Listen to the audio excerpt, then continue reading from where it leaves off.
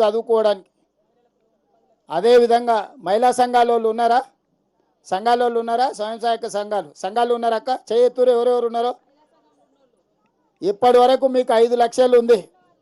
మొన్ననే మీ సంఘాలకి ఇప్పుడు 10 లక్షల లోన్ తీసుకునేటట్టు పెంచినాం.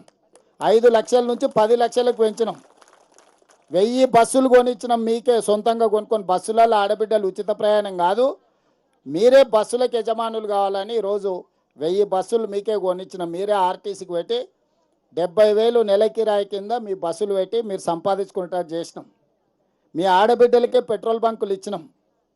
హైదరాబాద్లో హైటెక్ సిటీ పక్కన ఇట్లా పెద్ద పెద్ద సార్లు పైసలు ఉన్న వాళ్ళ కంపెనీలు ఉండే అట్లాంటి ఏరియాలో మీకు 3.5 ఎకరాలు 1000 కోట్ల ఆస్తి ఇచ్చి మీ మంచిగా ఇందిరా మహిళా శక్తి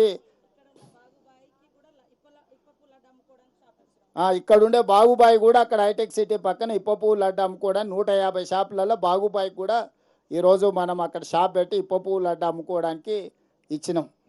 ఈరోజు ఈ ప్రభుత్వం మహిళలను ప్రత్యేకంగా గుర్తించి ఈరోజు మీ బాగోగుల కోసమే పనిచేస్తుంది.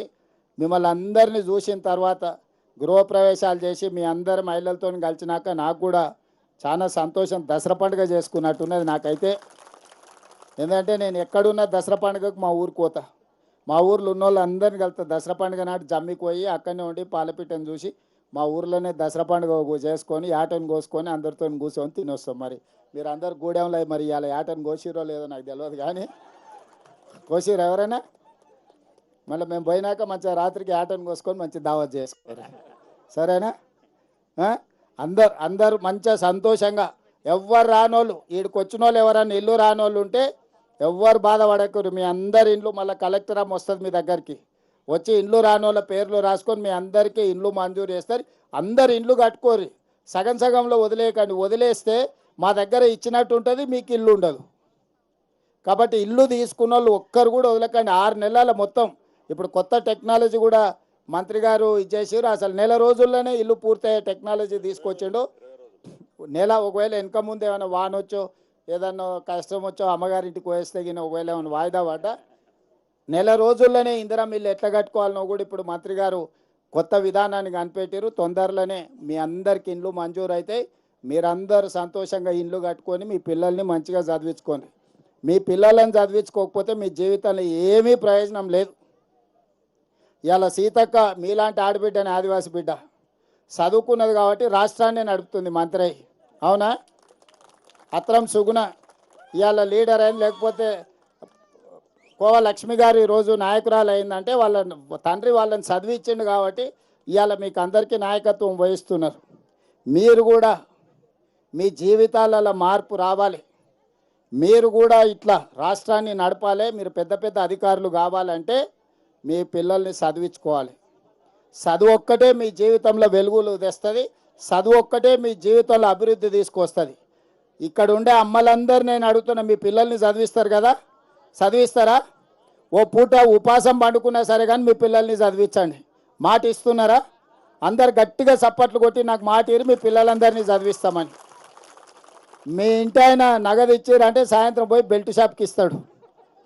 అందుకే ఇంటి ఆయనకు నగదు ఇవ్వకండి, ఏదున్నా మీ దగ్గరనే దాచుకోండి. మహాలక్ష్మి పొదుపు సంఘాలలో దాచుకొని నగదు మంచిగా దాచుకొని పిల్లలు చదివించుకొని పిల్లలు బాగుపడితే అందరు బాగుపడతారు. ధన్యవాదాలు. రండమ్మా.